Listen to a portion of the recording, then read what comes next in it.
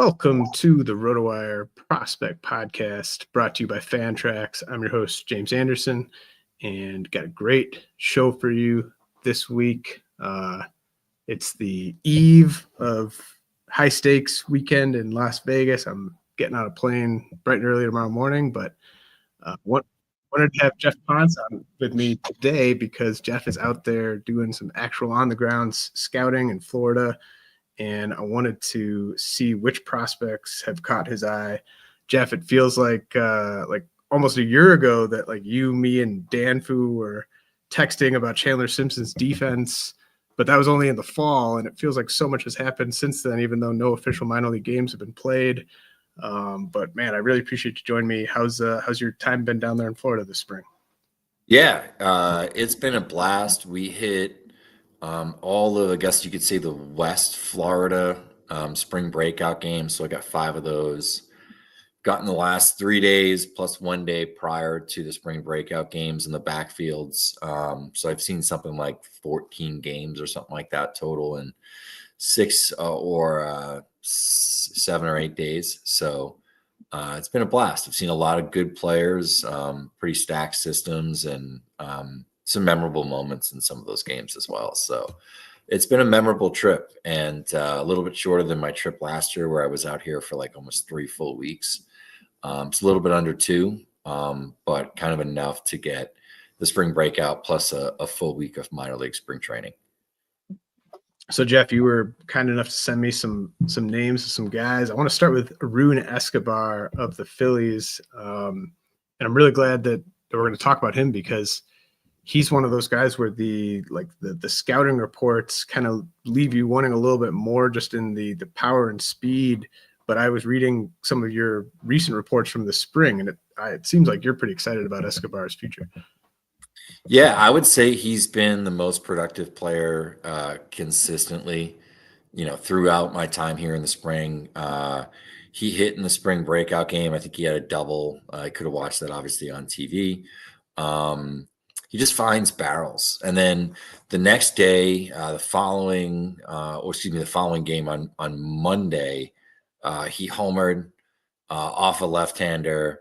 Pulled the ball to left center field. It was kind of a bomb too. It's a funny body. I don't mean this as a direct comp from the sense of like, this is what the guy's going to be, but more like what he's built like. He's kind of built a little bit like Jose Ramirez. It's like that fire hydrant sort of a build.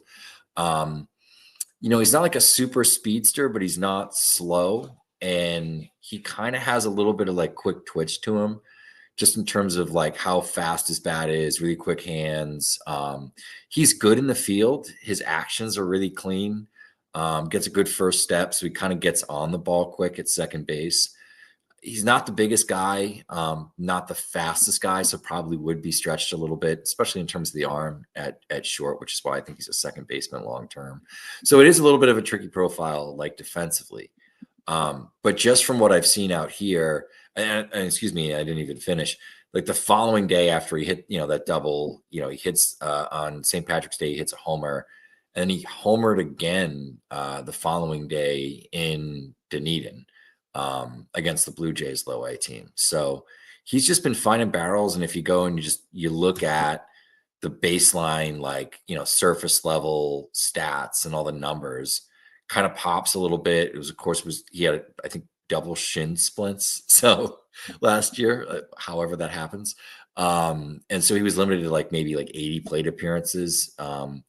But you then sort of take a look at the underlying data, and the underlying data was really strong last year too. And I think the eye test sort of backs that. Like he finds barrels, he hits the ball hard at good angles, and I think it's one of these cases where if this works, it's because his innate ability to sort of just catch clean barrels and hit the ball hard consistently to all fields and just kind of play the game at a tick higher speed than other people, then it could work.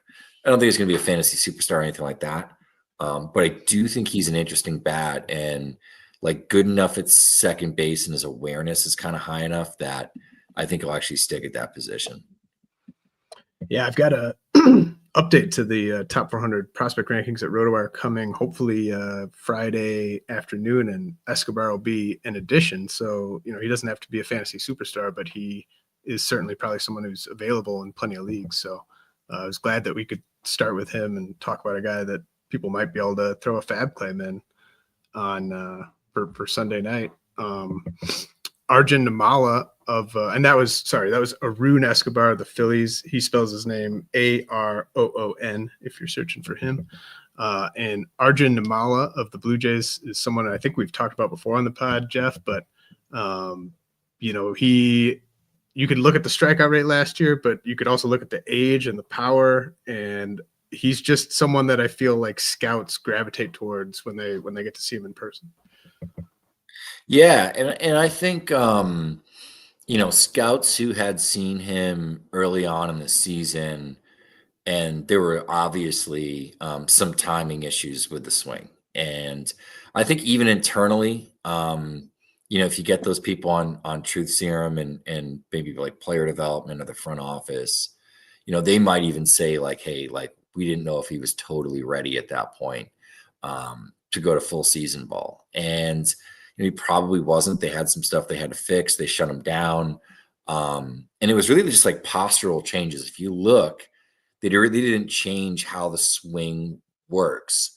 They sort of just got him a little bit more upright. And, I think, some of that like affected, like a hitch that was in this load. It kind of eliminated that.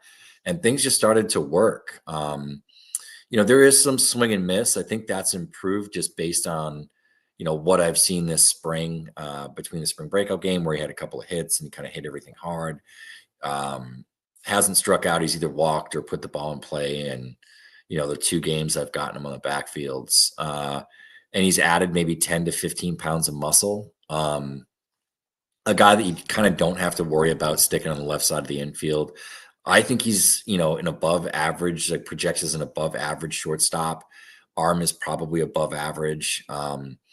At worst, if he had a plush shortstop, but he was, for some reason was with the Blue Jays at that point, he has the arm and the ability to, in a profile, I think, to slide over to like third base and be, a legit, very good, maybe even plus defensive third baseman. So kind of has the skills that he can slide down the defensive spectrum a little bit.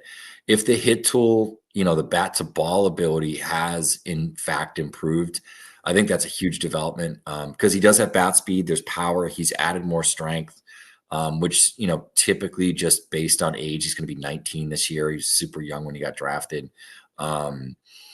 He's a guy that probably sees an uptick in EVs over the next year or two.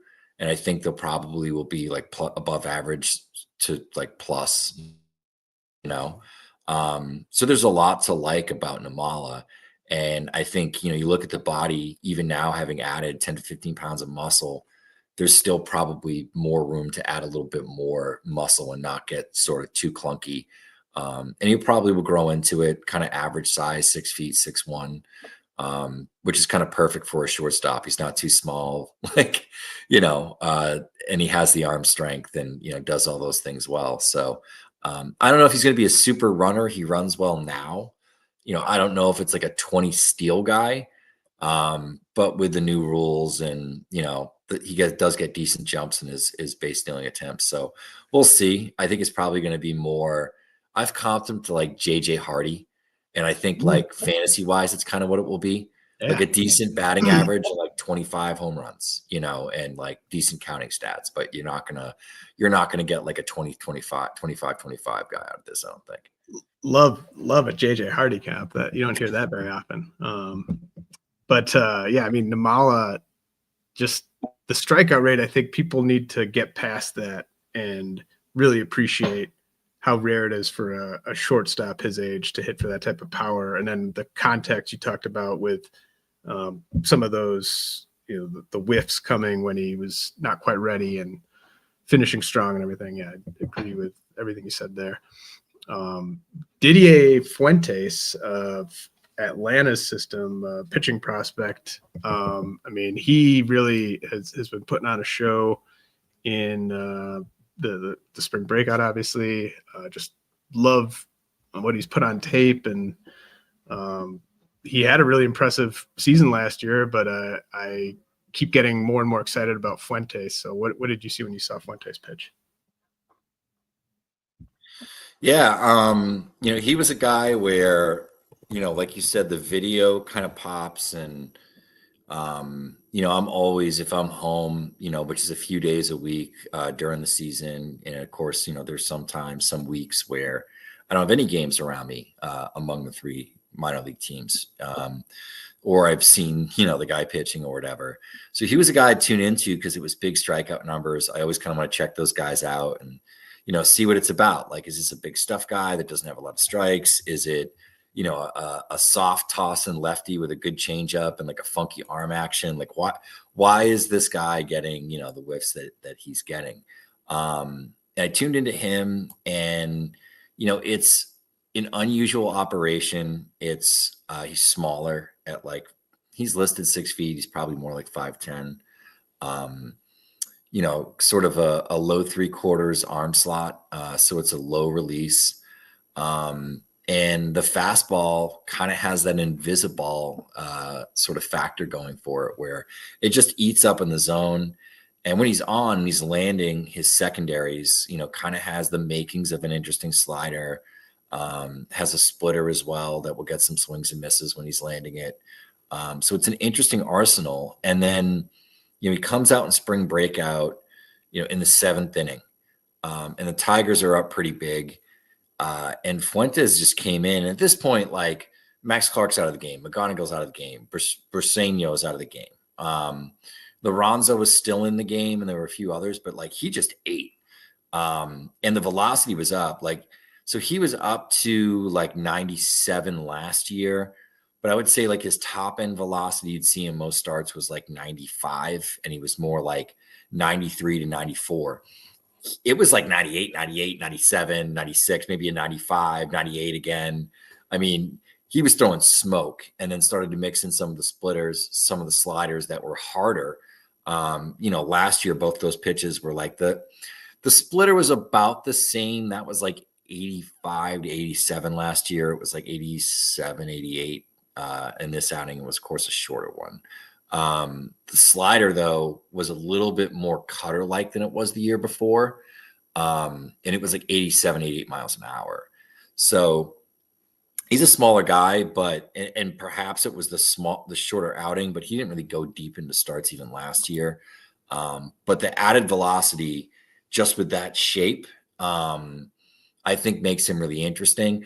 But he also falls into this bucket of the really unusual shorter right-hander, that lives off his four-seam fastball. Now he does have 2 interesting secondaries, which I think kind of helps his case a little bit.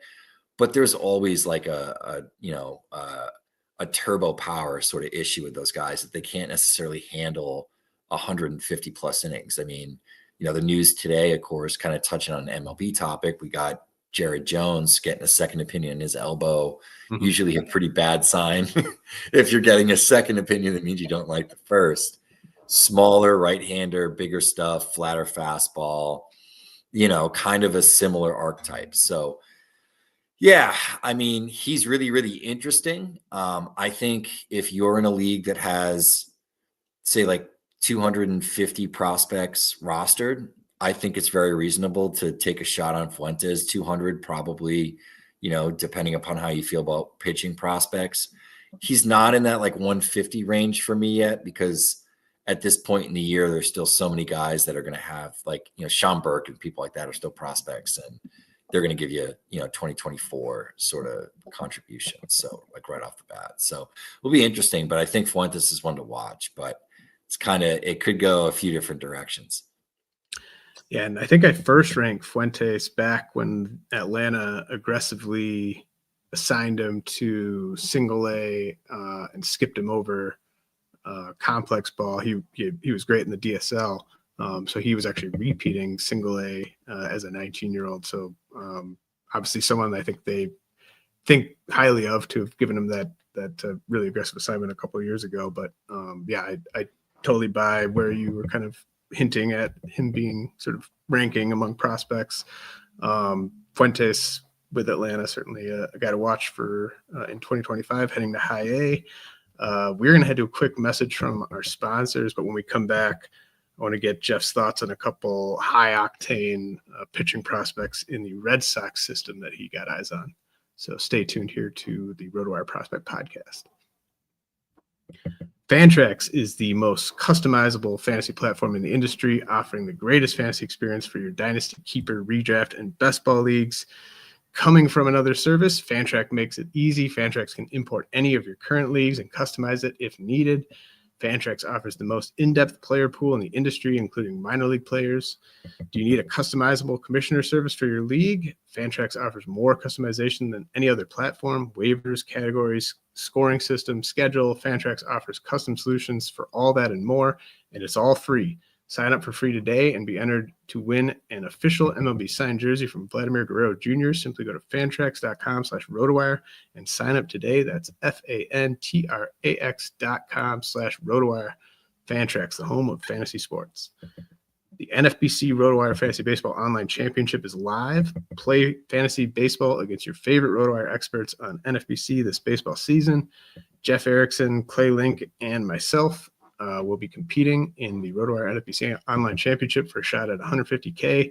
Sign up for a draft today at rotowire.com/high stakes. That's rotowire.com/high stakes.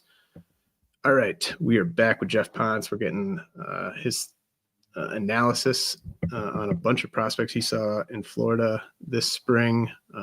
Jeff, a couple Red Sox pitchers, Juan Valera, David Sandlin. I know these guys have been getting pumped up by you because they've been getting scooped up in some of my dynasty leagues that are first come, first serve in the past 24 hours. So what did you see from Valera and Sandlin? Yeah, and I think it was Josh Norris was actually on the scene there and got video of each. And then, the numbers started to roll in. So what happened was there was supposed to be a backfield game between the Red Sox and the Twins. And I got a cat here joining in. And they decided to play it in the stadium. So the Red Sox and Twins both played like a second. It was the first for the Twins, but they did play two. But the Red Sox played on Friday. So Josh was at this one, but, Valera was up to 100 miles an hour multiple times. He sat 94 last year. He's still super young, but he's 6'3". It's a big, broad build, sort of starting pitcher sort of build. Nasty changeup that's like high 80s to like low 90s with a ton of arm side run. It was getting like 14, 15 inches of arm side run. Josh has some video up on that. He's got a slider as well. And I think the thing that's exciting about him is there's some strikes for a young live arm like this. With this body, there is some pitchability there. And, he's not without relief risk, but I would say that it tampers it down a little bit, that it's sort of tolerable, that it's like, all right, like this guy throws hard. There's obviously like some injury risk and all that here. But he does throw strikes. He gets deeper into some of his starts and just shows a deep enough arsenal and pitch mix that, I think this guy's probably a starter. So like some of those concerns that I maybe had about Fuentes, I don't really have as much with Valera, who's another super young, exciting arm. And Sandlin, I mean, he's closer to being big league ready. He probably, almost maybe more than any pitching prospect in the game. I feel like his surface stats didn't meet maybe what he deserved last year. How close do you think Sandlin is to helping the big league club? Yeah, and I think it's funny. Like, I would say like an interesting conversation would be like, how different are David Sandlin and Jacob Mizorowski when you talk to like front offices or scouts or contacts that have seen both and done their homework on both versus like how they're ranked. Like we still rank Mizorowski super high, and I don't think I've seen him get better in like 3 years, Yeah. Where Sandlin is like a similar stuff monster, another guy that was up to 100 in this outing. He gets a ton of ride in this 4-seam fastball too. Like he sat 96 last year and averaged like 18 inches of induced vertical break. Probably would be more like 17 and a half in a Hawkeye machine consistently. The slider is pretty good too. That's been in the upper 80s to like low 90s. He throws a sweeper. He's got a splitter as well. He'll mix in a curveball. So it's a deep arsenal. You'll talk to some scouts that walk away from Sandlin outings like spring breakout where he looked excellent. And it's like, yeah, this guy maybe like has the upside of a number 2 starter. And it's funny because I almost feel like he falls into this category. And we've seen a lot of these guys recently where maybe they kind of ply their trade over the first couple of years in the bullpen. And he could be like a 4 to 5 out, 6 out sort of monster. And then eventually at some point they turn the switch and, they feel like he's built up enough and gained enough, experience at the major league level. So like maybe he'll be a little bit older when the whole starting pitching thing comes to fruition. I don't think the Red Sox have, kicked the can on that yet. I think they're still, going to deploy him as a starter this year, but it's interesting. He definitely has some relief risk, but I do think the upside is pretty substantial. And if you're in the type of dynasty league where you can stash an arm, and it's a deeper minor league system, I think it's a reasonable buy at this point. Yeah, I think that's a pretty glowing recommendation, and he's got the proximity working in his favor. So, yeah, I mean, there's lots of dynasty leagues where even if he were breaking in as a reliever, that would still provide you value. So, dig that call out. You kind of touched on Jared Jones, sort of the news of the day. Certainly seems like he's headed for Tommy John surgery. Not a surprise. I would say that I drafted a responsible amount of Jared Jones this draft season. I had a couple beers, but I'm safe to drive home from the bar. I'm not underwater with my teams, Jared Jones shares, but Bubba Chandler, Thomas Harrington. I know Bubba Chandler is one guy you wanted to talk about. I did think it was notable that the Pirates sort of held Thomas Harrington back in camp. What have you sort of seen or heard about those Pirates arms that might get a chance now that Jared Jones is seemingly out of the mix this year? Yeah, I think it's probably Carmen Mlodzinski that gets the first shot at that like number 5 starter role now. If anyone slides in, I have a feeling it might be Harrington before Chandler. I saw that start yesterday. He pitched pretty well. Wasn't a super good lineup, but sort of held his own outside of, I think he gave up a home run to like the second batter and then didn't give up a hit for a few innings. So he's fine. I mean, he's not super, super interesting. I don't think the Ks on Harrington are going to be really high. So he's more of like a quality start or innings pitch sort of, target maybe if he gets the job and he's out there on the waiver wire and you're dealing with some injuries. I think the upside with Chandler is much higher. What I saw in spring breakout, I mean, he was electric. Fastball was, it hit 100 on the stadium gun a couple times. Going back and looking at the stat cast, it was like 99.9, 90.9.7. So it was pretty close to 100 miles an hour. Gets ride. It's just a nasty pitch. Mixes in a pretty good changeup. The slider has its good days and its bad days. I think when he's real dominant, it's going to be because his slider is on. It's a hard pitch. He just doesn't always command it. And, the shape can kind of, it's kind of loose. So, it kind of looks like a cutter at one moment and then a little bit more like a gyro slider. And he's not throwing either deliberately. So, I think that's probably maybe something to watch with him. But overall, he's so impressive. He looks like a front end type starter. He was pretty good in AAA. I just don't know how long did they sort of drag it on in terms of when he's going to get called up. Do they do the thing where, he's down for a couple of weeks and then they get him up in time to still qualify for PPI? Or do they sort of throw that out the window again? Yeah, I mean, I don't kind of understand it from their perspective, especially with this injury. I was dead wrong about the way they were going to use Bubba Chandler. I thought he was making the team. I just didn't really see any reason why he wouldn't make the team, because of like the incentives and because he's, I think, one of their 5 best starters. But they did reassign him, and I guess my guess is that he just kind of follows what Paul Skeens did last year. They get the 7th year team control by keeping him down. Just sort of seems like the way it's going to go. But I mean, I love Bubba Chandler. I think he's stashable, honestly. It would seem like an injury would be what would burn you on a stash. I don't think he's down there for more than like 6 weeks. No, I don't think they can keep him down long. And I think the upside is immense, especially with the strikeout potential. So, yeah, I'm excited to see, when he's up, because I think he's worth it. How about another Pirate, Konnor Griffin? So I saw him a few hours ago. Saw him turn around 98 miles an hour, hit a ball about 390, 400 feet to the wall for a triple, stand-up triple. It's a big league body. The swing is substantially cleaned up from the swing we saw pre-draft.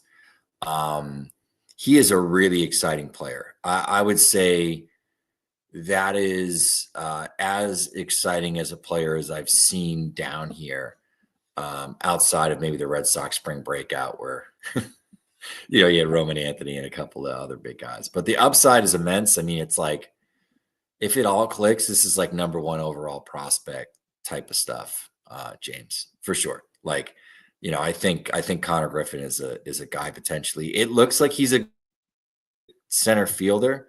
They had him DH today. He's pretty much played the outfield every other day.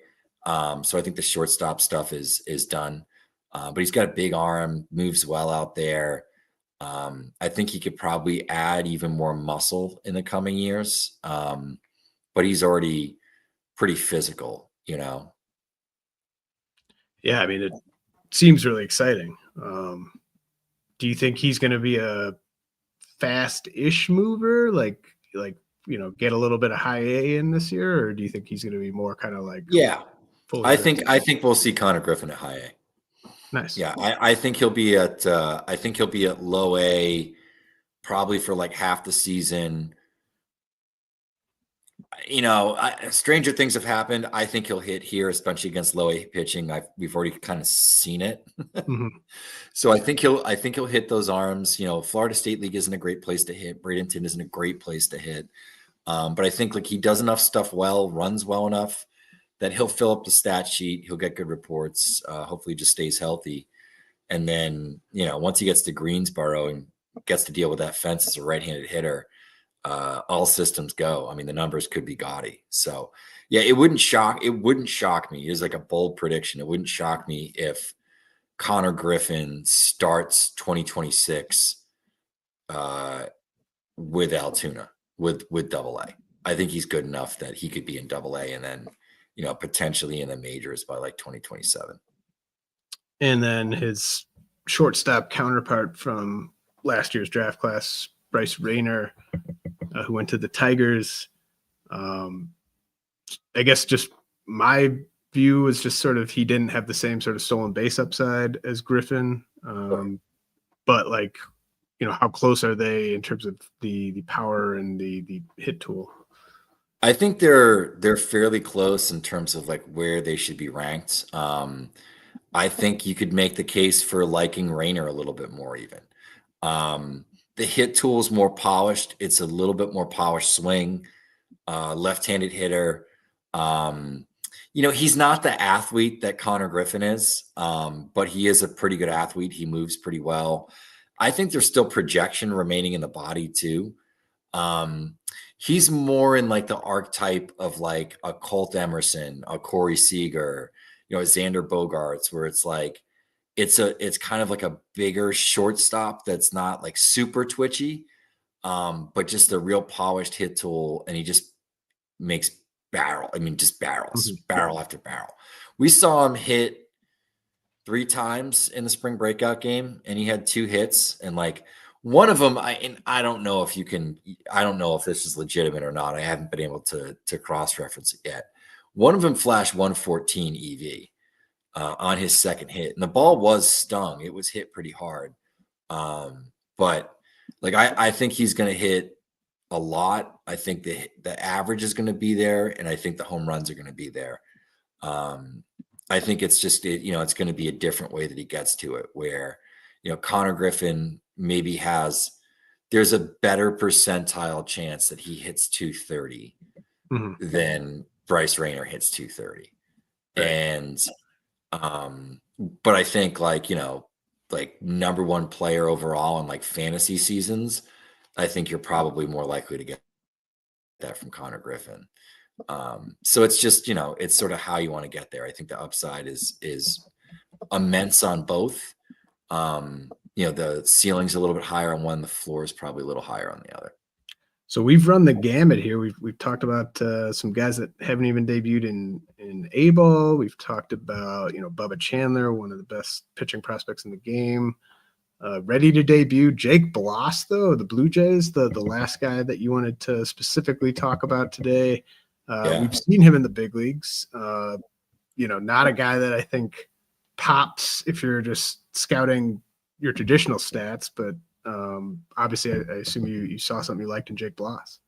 Yeah, and I mean, he was a guy that, the Astros were pretty high on coming out of the draft. Obviously, got an aggressive assignment, shoved his way up to the majors really early, less than a year after being drafted. And, they were on a playoff push, had to make a move. Bloss was probably the best prospect that the Blue Jays acquired, I think, out of all the different prospects that they acquired. Reason I say that is, I think he has a major league starter tool set. Started the prospect game, had actually started against the Astros Monday of that week, and then started the Saturday game at home against the Twins. And he just shoved in both. Was up to 97, 98 miles an hour in both of those starts. Can ride the four-seam fastball a little bit. Throws a changeup. It's a good changeup. Throws a good curveball. Throws a slider. Throws a cutter. And I think the interesting thing is like just the way that he was sequencing, not only in that Astro start, but also in the spring breakout game. There was a series of at-bats where he was like 97 mile per hour four-seam fastball, and then it was like changeup, curveball, and like he struck the guy out. And then the next batter, he started him off, and it was like slider, cutter, changeup, four-seam fastball, and he struck him out. Like it was just his arsenal so deep, and he gets enough different movement profiles with enough power behind the movement that he's really able to kind of throw a kitchen sink at you and get some swings and misses too. And I think like you think about this guy, was at, Lafayette College, which is like a very small mid-major D1, transferred to Georgetown, got one season there, was very good, was Big East pitcher of the year, gets drafted by the Astros, takes substantial leaps and bounds forward, within less than a year, is then up to the big leagues on a 40-man roster. So, at this point, like he went from kind of being behind the game to kind of being ahead of it a little bit, just in terms of the age he is, the fact he's on the 40-man roster, could fit in the back of that Blue Jays rotation at one point. And there's been some changes around the Blue Jays pitching development in particular. They have a new pitching director, et cetera. And I think some of those changes have, yielded fruit from what I've seen early, at least during the spring, where some of these arms really look pretty good, and Bloss is one of them. Yeah, I mean, that could even be a relevant shout out for people that still have fantasy drafts to do, or at least, deeper 15-team drafts and such, because Max Scherzer might not be ready for the start of the season. We'll see. But, if it comes down to Yariel Rodriguez or Jake Bloss, I think based on what you said about Bloss, I'd be more interested in him if he got the shot there. So interesting call out for Dynasty and for redraft there.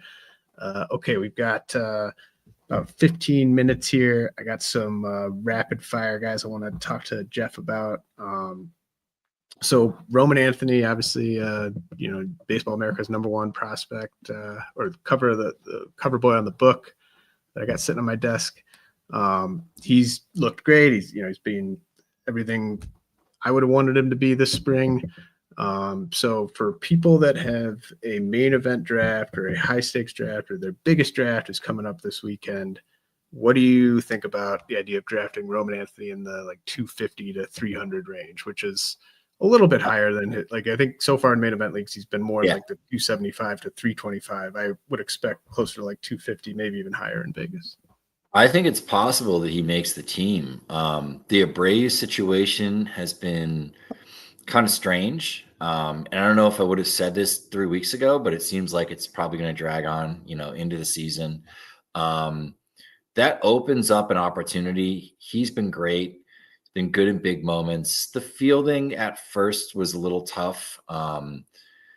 I don't think that's indicative of how it's going to be going forward. I think people just don't realize what it's like playing day games in these Florida skies sometimes with fly balls. They get lost kind of easy versus night games in the big leagues under the lights. So I think it's smart. Like, I think it's a savvy move. Certainly, taking him at 250. There's a ton of upside at that point, and the risk isn't substantial. Yeah, I dig it. And I'm with you. I think it just sort of seems like the way spring is gone. I just kind of think he's going to be up and just kind of stay up, but we'll see. Cam Smith. I know there's been contradictory reports, I guess. But I loved Cam Smith coming out of the draft. I would have never thought in a million years we'd be talking about Cam Smith opening day right fielder for like the Houston Astros when he got drafted back by the Cubs almost a year ago. So what do you make of Cam Smith's ridiculous spring?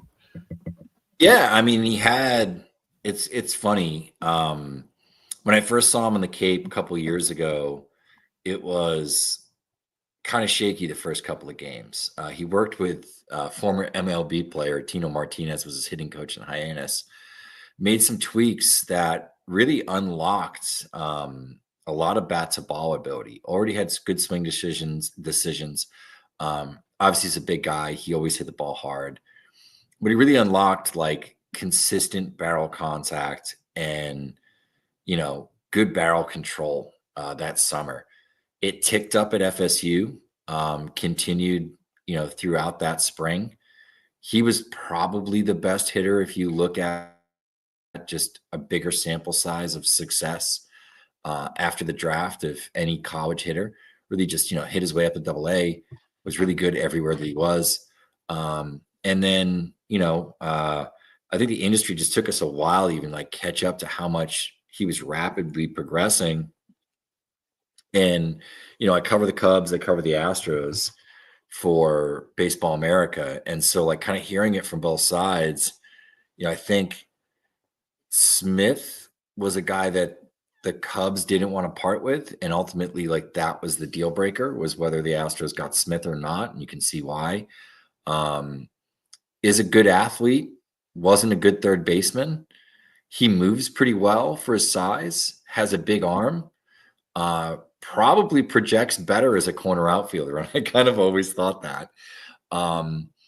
It would be unusual for him to have such little outfield experience and then get sort of thrust into the major leagues in the limelight and have to take over for Kyle Tucker without at least getting like a month or two in Corpus Christi. Like, I think you send him to AA, you give him a couple of months. When he's ready, you give him a week in AAA, and then you call him up. So he's been tough because you've obviously seen some of the reports that he could break camp with the team. I don't know if I still fully buy it, because I think he's still like, you want those growing pains in the outfield to sort of happen, at least the early ones, the really goofy ones that you see. You want those to happen in the minor leagues. You don't want those to happen in the major leagues, right? Otherwise, it becomes a meme. Well, I don't think you want that. Can you picture them like having Jose Altuve in left field and Cam Smith in right field at some point this season? Like that would just seem kind of wacky. I'll put it this way. I think the over-under is June 1st. I really do think that he's going to be up very early. I just wonder if it would be a little reckless just to have this guy at a new position and just thrust him there.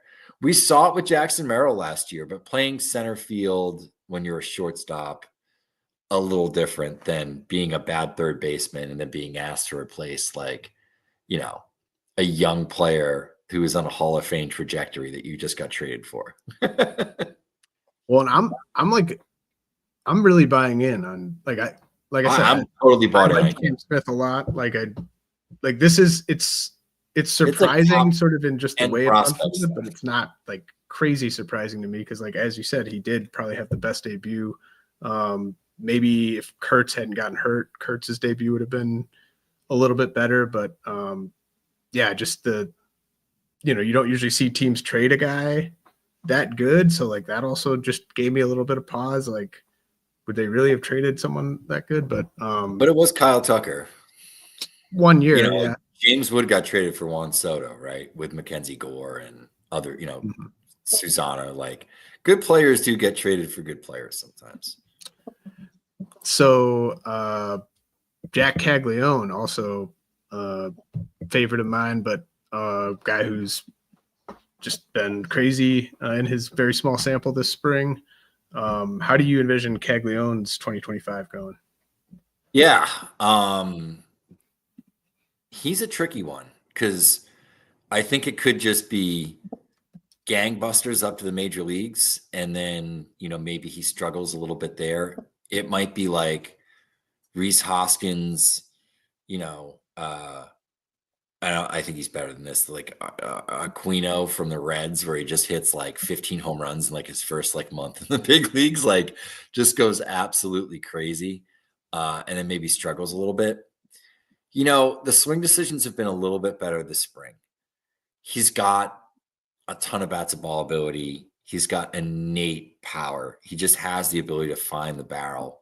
And he's so strong that he can hit pitches at unusual angles in unusual locations that a lot of guys can't. There aren't a lot of hitters like that. Like Vlad Guerrero Sr. is probably like the best example of that. There's also like Miguel Andujar, who like never figured it out.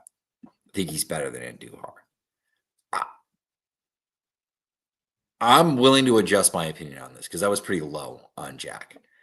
I also think that the other side of it is he starts to see game plans and more advanced pitchers in AA, AAA, wherever he ends up. I don't think he's breaking camp. He's obviously not breaking camp, but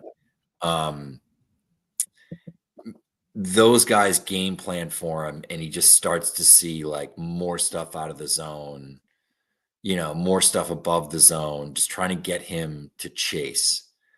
And the strikeouts could, shoot way up if that happens.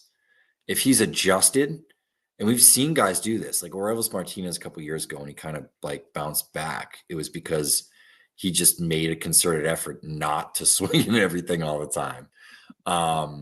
So if that's true, that holds true, I think he could be, a top 10 fantasy first baseman easy to maybe top 5, if the 40 home run power comes to fruition and he just barrels his way out of everything. But it's an unusual profile for a first baseman. Like a lot of those guys are like high walk rate guys that maybe have some whiff. Where he kind of swings himself into whiff. I think if his swing decisions were better, everything would really tick up. He's never going to be elite, but like you can just get him to like average swing decisions. He's going to hit for a high average. He's going to hit a lot of homers. So speaking of a lot of homers, like Jac Caglianone, I think you can sort of realistically dream on what he could be. Tony Blanco Jr., first baseman in the Padres system, much lower down. It feels like almost sort of a fantasy to kind of dream on like what he could be, but he's someone I'm rostering in leagues because of that fantasy. So talk us through Tony Blanco Jr. and what he brings to the table. Yeah. It's like you want this like he's like 6'7". He's a beast. The EVs are like judge like, like he had like 117, 118s this year. 90th percentile is, like 111, 112, like some of the best exit velocity data in the game. There is some swing and miss. He hits fastballs. He hits velocity. He hits changeups. He struggles with spin. He struggles with breaking balls. That's what the issue is going to be for him. So if you can figure it out, hit the breaking ball well enough, which is fixable. We've seen guys do this before. He could really take off. And he's the kind of guy that, like, he can have a little bit of whiff, but because his quality of contact is so absurd, he's free in a lot of leagues right now. And so, like, I took him in like the last round of like the RAS 30. So like a 30-team dynasty league where every team has 20 prospects rostered. So like I took a shot on him there just to see what happens. I kind of figure that he gets to Bradenton and there's, StatCast in those parks and people like to play with the StatCast numbers on Twitter. And all of a sudden Blanco, gets a little helium, little head of steam. Yeah. But he is exciting. It's like, it's like a right-handed, like David Ortiz is what you kind of want, right? Like this big DH first baseman kind of slugger who can hit 30 home runs because the power is so absurd. Yeah, I mean, it's just more fun to roster Tony Blanco Jr. than it is a bunch of these guys. So, I support picking him up if he's out there and just seeing if there's a ride worth enjoying here because it could be a lot of fun. Jeff, George Lombard, it's just a crazy how these Yankees guys just get I can't get away from it. But he, I think he's shown flashes even in the past of looking like a little like Jordan Lawler-ishy to me. And he's obviously generated a ton of buzz this spring. What do you think about George Lombard with the Yankees? Yeah, and there might be more power projection than there is with Lawler. His swing's really good. He's been catching tons of barrels this spring. He's had some big hits in major league games. The wind was blowing in really fierce in that Orioles versus Yankees spring breakout game. So there were some balls that kind of died up, in the altitude as they started to climb a little bit. He caught a couple of really good barrels that I think were just caught for outs. But really good in the field. It looks like he's put on maybe like 10 to 15 pounds of muscle. Mm-hmm. The body's way more physical. Mm-hmm. He's right there with like Konnor Griffin, just in terms of like the most impressive, tool set that I've seen. I think he'll run a little bit. He does run really well. There's power in that body too, though, and I think the swing has been sort of cleaned up that, he's getting to launch much quicker, and he's pretty twitchy, and, there's bat speed and there's power. So it wouldn't shock me if he has a humongous breakout season this year. You can only roster one of these AL East shortstops. Would you roster Nimmala, Lombard, or Franklin Arias?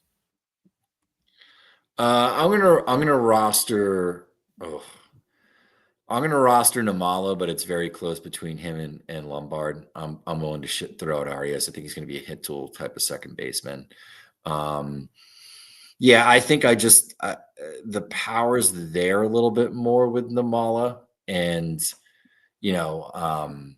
I think I just buy into that a little bit more. Maybe it's my Blue Jays bias. I don't know. But yeah, I think I lean Nimmala there, but it's like very close. Nimmala's outside of 100. Lombard's in the back end of the 100. I think Nimmala probably is the first guy added to the 100 as soon as somebody graduates. I think both these guys could be top 30 prospects by the end of the year. So that's a good question. I'm going to lean Nimmala because he's my guy. He's my Blue Jays guy, and I cover the Blue Jays and not the Yankees. So I'm going to roll with Nimmala there. But I honestly, for fantasy, I could see going the other way. Okay, and we'll get you out of here on this last one. Will Warren with the Yankees generated a ton of buzz early in camp. I think AJ Smith-Shawver with Atlanta has been generating a ton of buzz lately. I think they're both in play as sort of bench options in high stakes drafts this weekend. Will Warren or AJ Smith-Shawver for 2025, Jeff? It's a tough one. I think that the microscope that is pitching for the Yankees is like such a huge potential downside for Warren. Because if you have like 2 bad starts, something goes wrong and everything just really gets exasperated. But I really like the arsenal. He's looked really good this spring. He's been throwing a lot more strikes. He can get a ton of ground ball outs. Where with Smith-Shawver, the fastball was fine. He's developed a really good changeup, which was I think a welcome addition last year that kind of like revamped that a little bit. The breaking ball isn't good still, though. The slider still isn't good. We're like, I look at Warren and he's got a 4-seamer that he throws hard. He doesn't ride it a ton, but he throws it hard. It's a different pitch than his 2-seamer, which sinks at the same velocity. He gets ground balls with that. And I think like that's the new thing right now is having 2 fastball shapes that you can kind of use situationally. He's got the really good sweeper.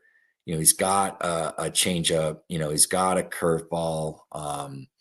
He's one of these guys gets a ton of spin, can kind of do anything with a baseball.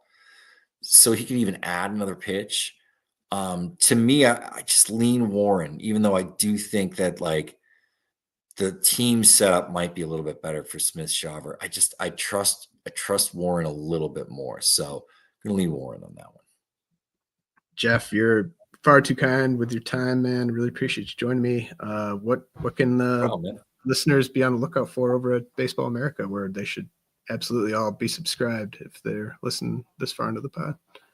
Yeah, we did our breakout teams, which is one of my favorite articles to do every year. That's always a blast. We just updated our top 500 for Dynasty last week. Probably will adjust a couple more things before the season starts, just with like the Jared Jones news, depending upon how that develops, etc. Got a couple other fantasy articles coming from Dylan just on redraft hitters and pitchers. And I'm going to have my breakout pitchers. I typically pick like 20 pitchers that I've done some work on this spring and guys I think could break out in the coming season.